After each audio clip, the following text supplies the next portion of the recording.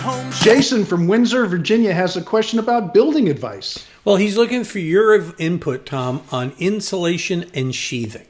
Okay. Jason writes, we're in southeast Virginia, and the climates are mixed with humid summers and cold winters. And so I'm considering spray foam for HVAC and a sealed envelope in the attic. He's going to air condition the attic. He says, so I'm hearing vented roof systems are not very efficient. You know, everybody wants to reinvent the wheel. Vented roof systems are exactly the way it should be, and it's been working for us for, I don't know, decades, if not hundreds of years. If you go all the way back in history, there's been some form of it. This whole idea of closing it all off is just another way to sell a lot of product as far as I'm concerned. Now, that doesn't mean that you can't do a little test in a laboratory and say this one uses this much less than this one. But it's not a real life situation. You have the health of the people. You have the dryness of the structure that you want to keep, dry. 100, 200-year-old homes did not have closed up attics, and they're not going to last that long because it's going to rot the structure. So you have a lot of different issues. I don't think you need to reinvent the wheel. I would use a vented attic. I would use insulation values that are proper for your area. In some cases, we recommend radiant barriers, maybe not necessarily in Virginia, but there is a rule in all of this, and in yours is going to be a certain particular R value, a nice dry attic, which means ventilated because it gets out the moisture. You said it's slightly humid. That's a perfect example of why you want to get that humidity out. And also, you want the insulation to stay dry, and that's real important. If not, you're going to have to bring in all kinds of mechanical systems, which doesn't make any sense. And that kind of overrides the so-called benefits of a closed attic.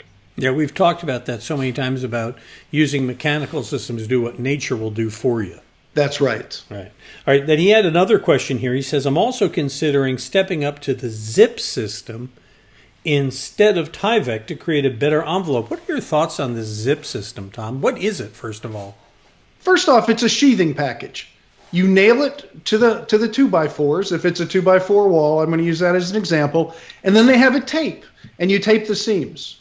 Now, here's the problem. It's a sheathing package. It's not what they're doing is they're trying to make a sheathing become a moisture barrier. Yeah. The Tyvek is only one thing. It's a moisture barrier that has a perm rating, which allows the vapor to transfer so you don't trap the humidities, but it also doesn't let the water that gets driven behind siding or brick or whatever the case may be, it doesn't let it touch the sheathing. Now, the sheathing is supposed to be a structural member.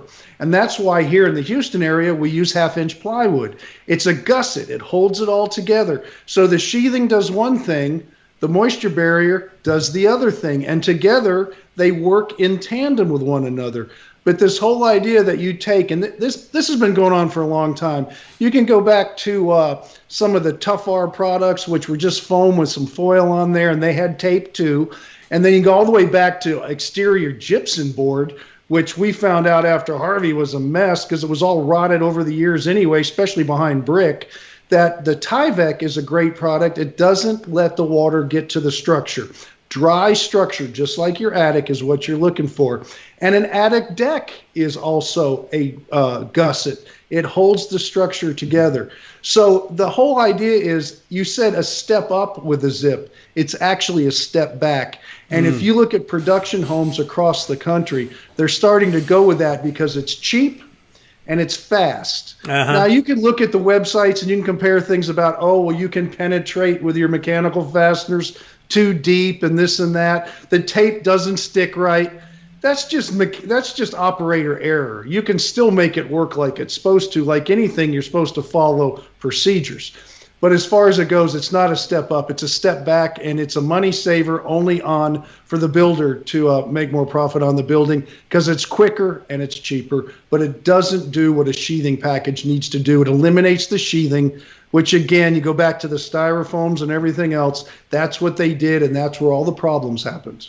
Yeah, I imagine that something that requires very specific installation is probably incredibly prone to error on a building site. Well, and yeah, and you know what? It's okay. Like hardy siding, we talk about it. You need the right skilled people to understand you don't punch the nails through, you don't do certain things. And so that's going to happen, and that's down to the builder hiring the right people. But to say that this product line is better than something that has been developed and used for a long period of time very successfully, that's not right. So you can train people to do it right, but that doesn't mean it's better. That just means it's not worse than it's supposed that it already is. That's pretty much the standard we use around here. Okay. You got a question? Put us to the test. Go to visit HomeShowRadio.com.